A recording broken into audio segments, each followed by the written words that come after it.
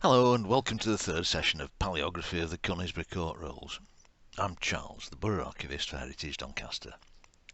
In today's session, we'll focus on the abbreviations, spellings, grammar, vocabulary, punctuation and numerals found in this set of records in the mid-17th century. You'll find the other three sessions of this short course in the description box.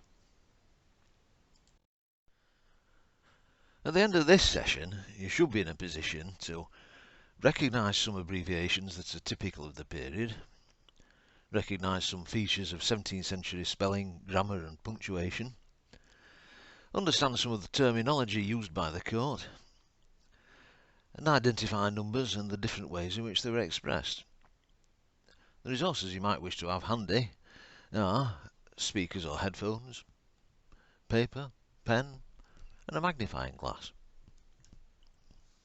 We'll start with abbreviations, which are, of course, shortened forms of words or phrases used to help things be written more quickly and take up less space. The records that we're focusing on in this course are by no means as heavily abbreviated as some. At an earlier period, when the court records were in Latin, the text can at times look as though it's written in a kind of shorthand. This can't be said of the records of the mid-17th century. Nevertheless, a number of abbreviations were inherited from their predecessors by the clerks writing the record in English, and these do crop up fairly regularly. The two images above illustrate two of the basic types of abbreviation. On the left is an example of the horizontal score above the word, which represents the omission of one or more unspecified letters. A flourish or curlicue sprouting out of the last letter performs much the same function, and also gives nothing away as to which letters are being left out. On the right, we can see one example from the range of symbols of different types, each of which indicates the omission of particular letters. The sort of kidney bean shaped character floating above the line in the right hand image is the abbreviation symbol in this instance. There can also be letters raised above the line indicating a non-specific omission, and words that simply stop without any other sign that they've been shortened. I shall try and illustrate these types as well. W-I-L-L-M, with a horizontal line over it that slices through the W and the double L. This horizontal line typically doesn't tell us anything specific. It just shows that letters have been omitted, without a clue as to what they might be.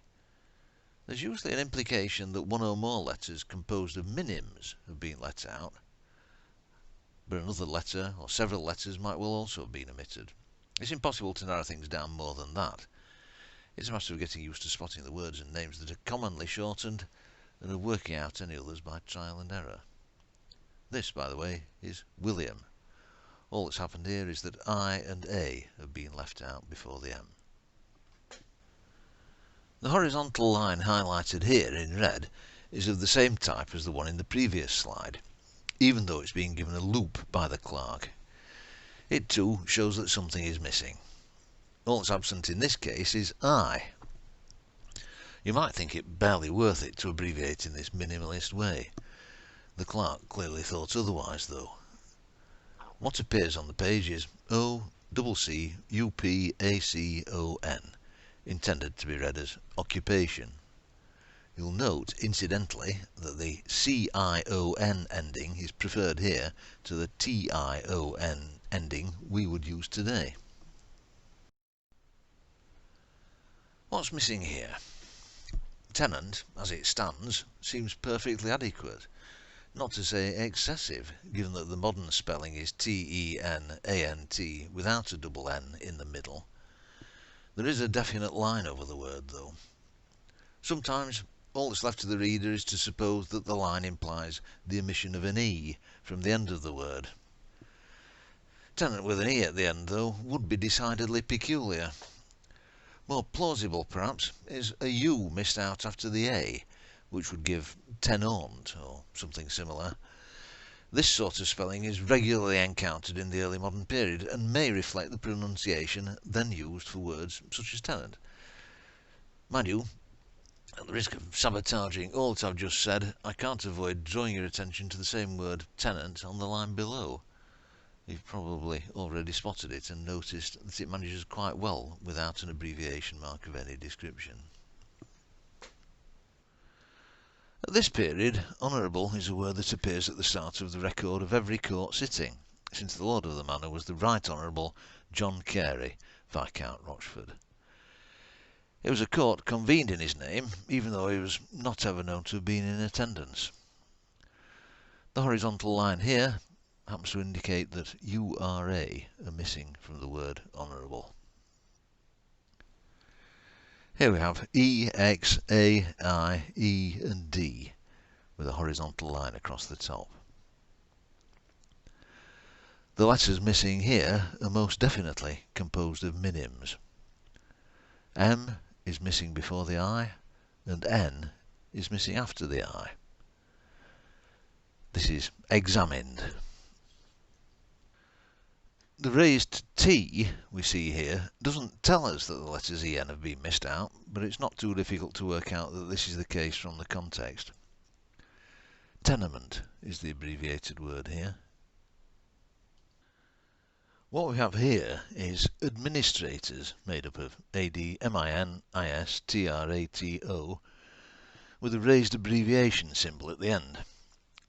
This elaborate squiggle above the line is a combination of a well-established abbreviation mark for the UR ending of passive verbs in Latin, joined together with one version of the excite S used at the end of words. The spelling administrators without a U would be more usual, but the alternative with a U is certainly implied by this abbreviation and can occasionally be seen written out in full. Here we have an undoubted UR ending.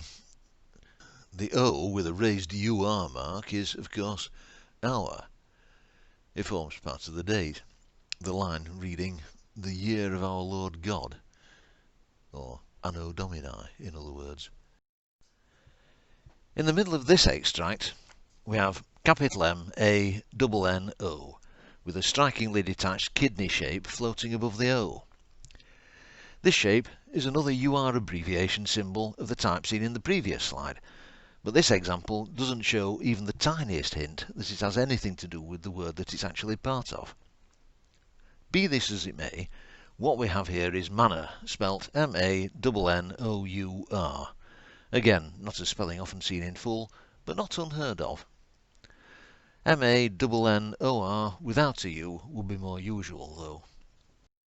The abbreviation shown in this slide signifies P-E-R or P-A-R, or very rarely P-O-R. It consists of a P with a stroke through its tail, which, in its cursive form, is created by extending the tail of the P into a leftward loop and then bringing the line back across itself and onward to the next letter. Performing is the word we have here.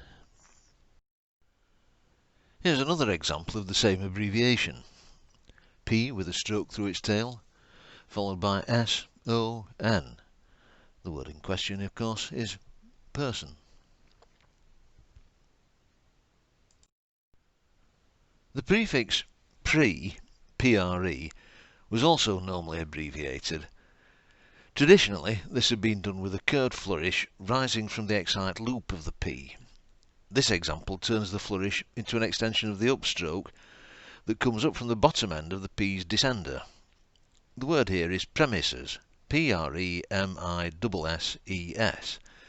which originally meant the aforementioned things, but gradually, by first getting narrowed down to mean the landholdings previously described, has ultimately, in everyday usage, come to mean a piece of land with a building on it, used as a dwelling or for commercial activity.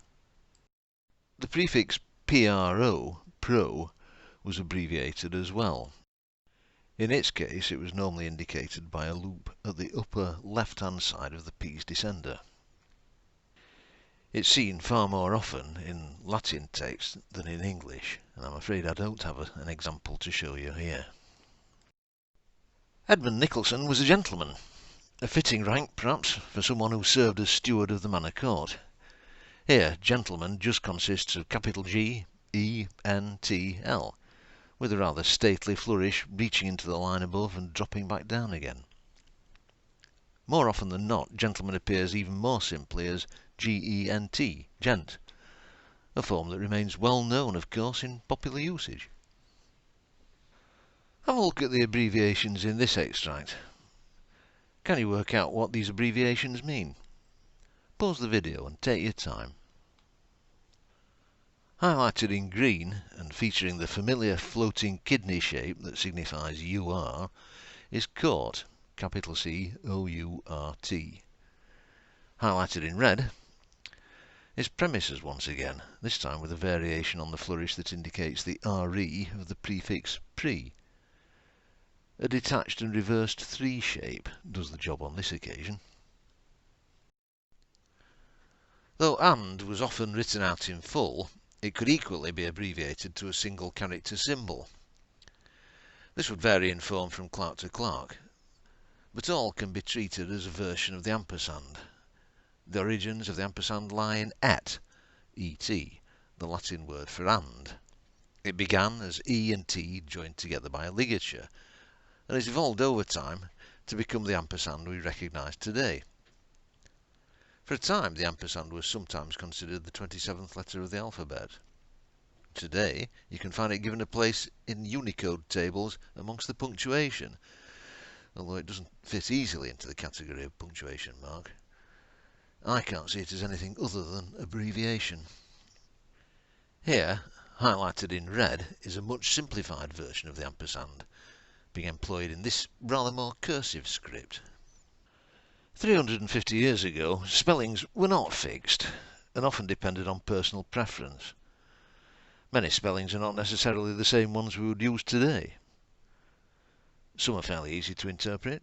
The odd E stuck at the end of a word, for example, is not likely to prove much of a hindrance. Others may be a little more extreme, and in some cases represent pronunciations that have passed out of use. 100 is now spelt H-U-N-D-R-E-D, of course, but the spelling H-U-N-D-R-E-T-H was normal in the 17th century, and presumably reflects the way the word was pronounced, hundredth or hundredth.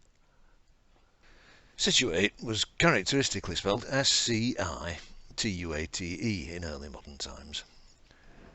Whether the C had a practical function is difficult to tell. Perhaps we should consider it equivalent to the now silent C's of science and scintillate, for example. Of course, we would now use situated with a D instead of situate. The emergence of situate as a verb over the intervening centuries has meant that a past participle form with a D on the end is required for this usage.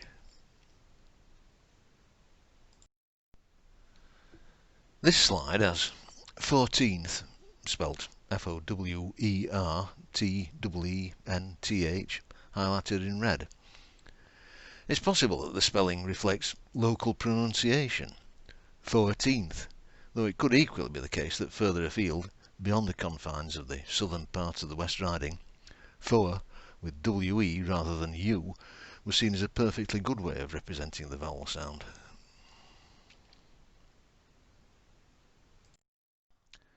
Not especially remarkable, but of some interest at least, are these examples of a double T that long ago dropped out of fashion. Both images begin with at, capital A, double T, and the second image has it, I, double T as well. Another example of a double T spelling that's no longer used is seen here, wit, spelt with 2 T's. To wit just about survives as an expression in modern English, even if rarely used other than knowingly as a comedy archaism. The obsolete, or possibly obsolescent verb wit, meaning to understand or to know, is now reduced to this solitary usage, namely to wit, which means namely. This slide has several examples of spellings that these days look a little eccentric. 2 of them could indicate an archaic or a local pronunciation. On the top line there's 17 pence halfpenny. 17 is spelt S-E-A-V-E-N-T-E-E-N. Freehold on the next line is F-R-E-E-H-O-U-L-D. Less striking are on the third line common with only one M in this example, and on the bottom line relief with the I and the E in the wrong order according to modern spelling. There's also bailiff, which lacks an I and has an E on the end. In this extract, heirs, paying, doing and performing all feature an E that would not be used nowadays. You have to admit that this spelling is being used consistently here, even if it seems unnecessary to modernise. Not a particularly startling quirk, perhaps, but it might be momentarily off-putting. This slide features B in to be admitted, spelt with what we might consider a misleading extra E. There are more E adventures here, both present and absent from the point of view of the modern reader. Acres appears twice, and on both occasions without an E.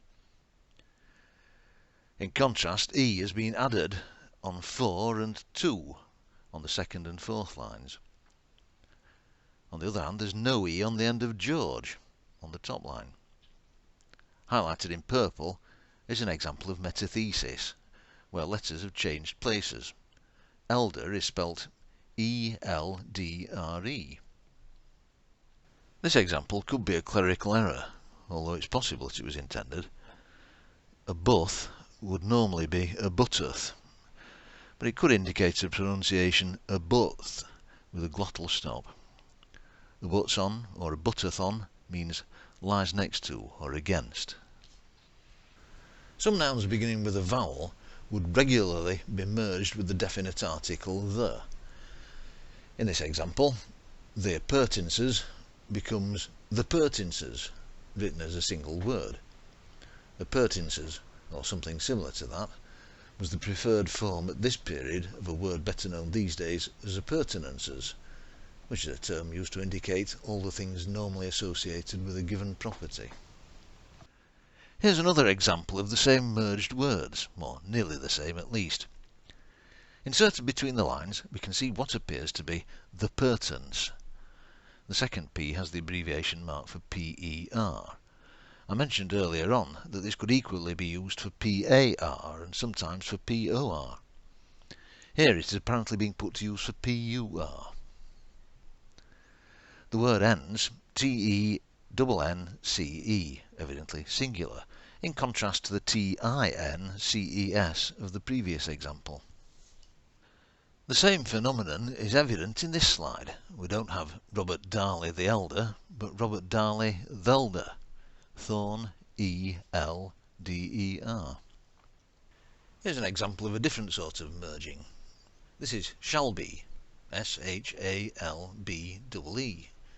obviously representing shall be. You can compare this with the modern may be, even though may be as a merging of two verbs has ended up being used as an adverb and not a verb. One aspect of grammar concerns the ways in which words change their form in order to indicate their function in the sentence. Today a verb such as pay, P-A-Y, becomes pays when he, she or it pays. This wasn't always the case. The verb hold, for its part, becomes held when the action takes place in the past. It's also held when we say that something is held or was held. This wasn't always the case either. The three verbs picked out here, in what is technically known as the third person singular, all use the archaic ending ETH or TH, which will be familiar to anyone who's seen or read a Shakespeare play or read the King James Bible. Highlighted in red we have prayeth, payeth and doth. Prays, pays and does, in other words. Here the clerk has been less consistent. Prayeth and doth are as they were in the previous slide, but in this extract payeth has been replaced with pays. The S ending for the third person singular, which has been the standard form for 300 years or so, seems to have been a Northern English variant that eventually became the dominant form. This extract illustrates the archaic past participle of the verb hold. These days we favour held, but here we can see that the court of Conisbrough was holden rather than held there. Here's the same past participle again, only this time with the slightly modified spelling Houlden. The premises, as we can see, are holden of the lord of the manor. There isn't a great deal in the way of obscure or obsolete vocabulary at this period and in this record. In fact, most of what's likely to be unfamiliar will be the technical terminology used by the court for the business of transferring copyhold tenancies. Highlighted in red here we see behoof, spelt B-E-H-O-O-F, which means benefit or advantage or profit. It usually appears in the expression use and behoof. The word is related to the impersonal verb behove, which still survives, even if it's seldom used. If I said that it would behove you to visit the new Dagenham Gallery, Library and Museum, I would be saying that it would be to your benefit to do so. Here's a reference to 3 roods. We don't hear much of roods these days, but a rood is, or was, a quarter of an acre. An acre is a touch more than 2/5 of a hectare, and so a rood is almost exactly 1/10 of a hectare. Most manorial jurisdictions held 2 types of court. In the majority of lordships, these were called the court baron and the court leet, and Conisbrough's courts were no exception to the general rule. The court leet, which sat twice a year, was the successor to the tourn, which I mentioned in passing in session 1 of this course. It was rebranded, to use modern parlance, as the court leet during the 16th century, at a period when its jurisdiction was starting to become somewhat diminished. In the 17th century, this reduced jurisdiction becomes more obvious with every passing year. There was a constable elected for each of the 16 Conisbrough townships, and it was his responsibility to present instances of minor wrongdoing to the court. By the 1640s, the record of the appointment and swearing in of the township constables was taking up more space than the misdemeanours the constables were reporting on.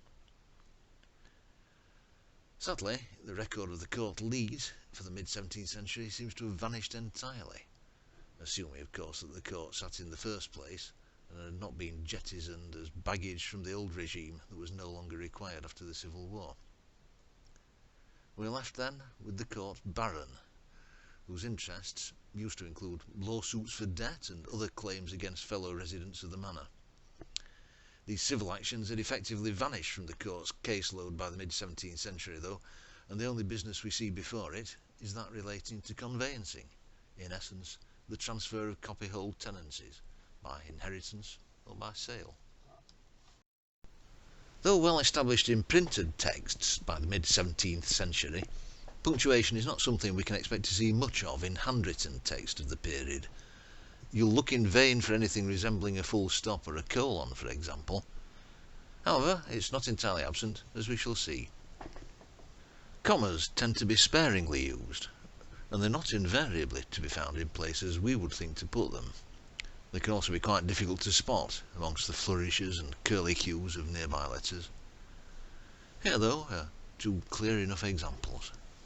Brackets are another occasional feature of punctuation at this period. Again, they're not always as prominent as one might expect, and it isn't unusual for the closing bracket to be squeezed in as an apparent afterthought, probably because the clerk had forgotten about it and realised he had to find a space for it after reading through the text. The function of a pair of brackets is not generally difficult to see. The first pair in the image above quite helpfully separates out a relative clause, whom the said William Amery, by God's permission crossed out, intendeth to marry, and the second pair identifies a subjunctive clause, if the said marriage take effect. Nowadays we would be perfectly happy with commas in both cases. Evidence of the editing of text, especially in the initial draft, is regularly seen. We saw a straightforward example of crossing out of some rejected words in the previous slide. Here we have an example of the insertion of omitted text. Insertions were usually made between the lines, although the margin could be pressed into service at times as well. The point at which the text should be inserted will be indicated by a caret mark, the inverted V that you can see after said at the start of the 3rd line. The lack of space between the lines inevitably means that the handwriting of the insertion or interlineation will be cramped and will be tangled with the ascenders and descenders of the lines below and above. Here's an example of a much simpler insertion. the single word of, with its associated caret mark in between and one on the second line. Line fillers were used to prevent anyone filling in information in blank spaces after the document had been written. These are examples from the fair copy of the roll, the definitive record, where it was essential that the text shouldn't be tampered with. A series of X's was the usual means of filling space. The left-hand example has line fillers in the blank spaces at the right-hand edge of the roll, highlighted in red. The blue highlighted area in the right-hand image outlines part of a line where the original text has been scraped from the parchment, and line fillers have been added. These make sure that it's impossible to read what had been written previously, as well as preventing anything being written in the blank space. On paper versions of the rolls, mistakes are more likely to be crossed out, since scraping paper has a tendency to... Line fillers were used to prevent anyone filling in information in blank spaces after the document had been written. These are examples from the fair copy of the roll, the definitive record, where it was essential that the text shouldn't be tampered with. A series of X's was the usual means of filling space. The left-hand example has line fillers in the blank spaces at the right-hand edge of the roll, highlighted in red. The blue highlighted area in the right-hand image outlines part of a line where the original text has been scraped from the parchment, and line fillers have been added. These make sure that it's impossible to read what had been written previously, as well as preventing anything being written in the blank space. On paper versions of the rolls, mistakes are more likely to be crossed out, since scraping paper has a tendency to create holes. One way of making full use of the writing material, whether paper or parchment, was to split words. Paper and parchment were valuable commodities, and waste was something to be avoided if at all possible. In the upper image, we can see that performing couldn't be squeezed in at the end of the line, and so PER takes up the available space at the end of one line, with forming at the start of the next. In the lower passage, belonging has been given similar treatment, with belong at the end of one line, and ing, with its superfluous e's, opening the next line. Hyphens or double hyphens, the latter resembling the equals sign, could be used to make the split up. Another option with words that were too long to fit at the end of a line was to take the excess letters and put them above the word they belonged to. This is relatively unusual, but here are two examples on successive lines. The letters after T in the pertinences have been raised above the body of the word. On the line below, we see the H of Conisbrough lifted up in the same way. Three different ways of expressing numbers were available to the clerks of the Manor Court. Numbers could be written out in words, and this option was regularly used in the body of the text for all purposes. Dates, sums of money, acreages, and so on. Arabic numerals were frequently used for dates, and occasionally for sums of money. Roman numerals are most often encountered used for sums of money, and usually sums of money entered in the margin to indicate payments made or due. This note in the margin records that the rent for the tenancy was 5 shillings 8 halfpenny.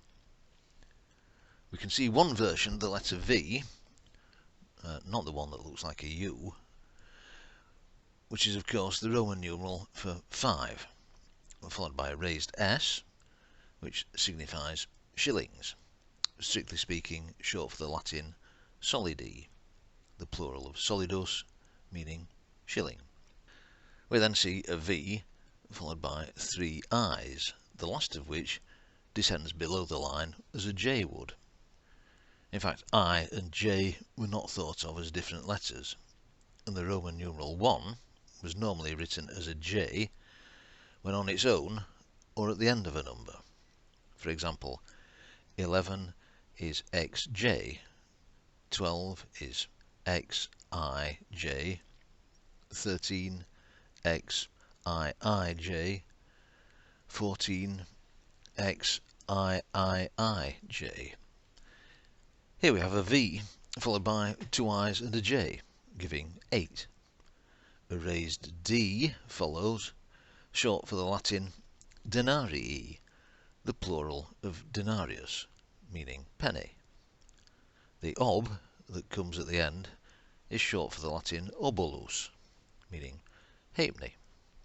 The fine, which was the one-off payment required from the new tenant in order to gain possession of the property, was equivalent to 1 year's rent. The fine, which was the one-off payment required from the new tenant in order to gain possession of the property, was equivalent to 1 year's rent. And so we see that the fine was also a sum of 5 shillings 8 halfpenny. The fine had apparently been paid.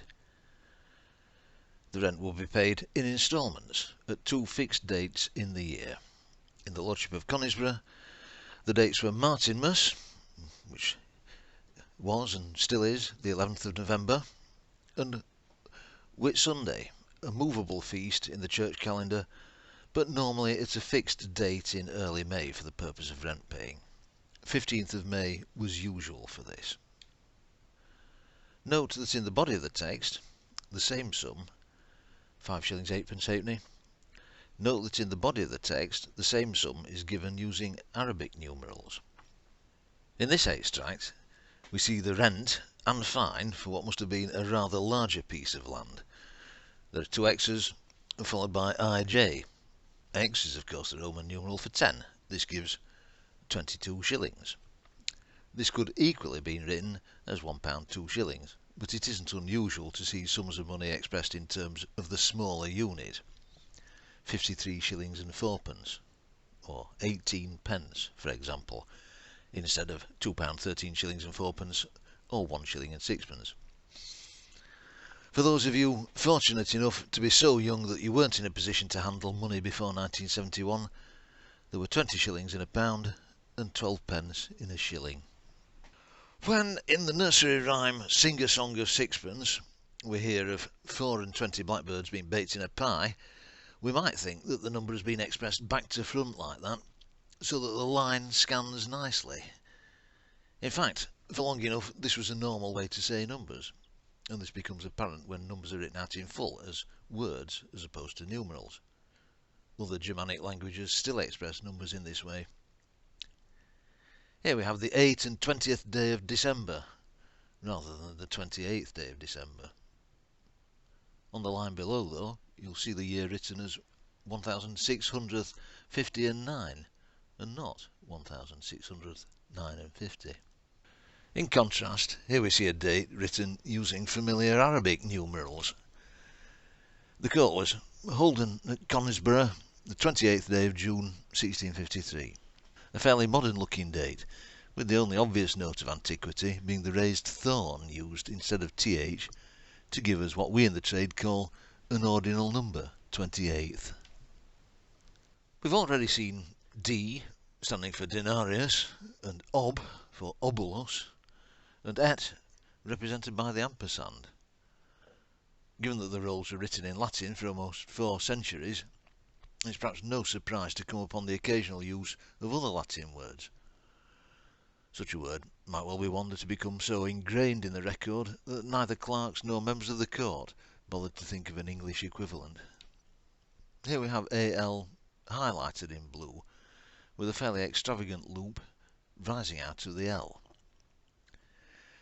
This is short for the Latin alias, which has been adopted into English as alias. In classical antiquity, it had meant at another time. By the Middle Ages, though, it had acquired the additional meaning otherwise, or otherwise called. By the 20th century, the term had moved on even further, no longer an adverb, but a noun, meaning, of course, an assumed other name. The relevance here is that we have 2 alternative versions of the name of a township, the modern Braithwell. The first of the 2 options is of interest. Is the apparent Y, the 4th letter, actually a thorn? If so, you can hardly say that the 2 versions were different in any meaningful way. Lastly, we have an example of a Latin gerundive, a verbal adjective that has no exact equivalent in English, but which has transferred into English in, for example, certain names such as Amanda and Miranda, and in the word memorandum, or memo for short. Memorand here, highlighted in red, is probably short for memorandum, though I wouldn't necessarily rule out memorando. Either way, the meaning is to be remembered, or if we can assume that an impersonal it is implied, it is to be remembered. Amanda and Miranda, incidentally, mean to be loved and to be wondered at, respectively. We've now come to the end of session 3 of Palaeography in the Conisbrough Court Rules, a session dealing mostly with spellings and symbols. Thanks for staying with it until the end. To summarise what we've done in today's session, we have, I hope, become able to identify some abbreviation marks in use in the mid-17th century and found out what some of them mean. Become familiar with spellings used in the period, along with some obsolete grammatical inflections. Learnt something about the punctuation used at the time and about techniques for editing the text. Encountered a small number of the distinctive words found in a record of this sort. Seen the ways in which numbers could be expressed, and come across a couple of words inherited from Latin.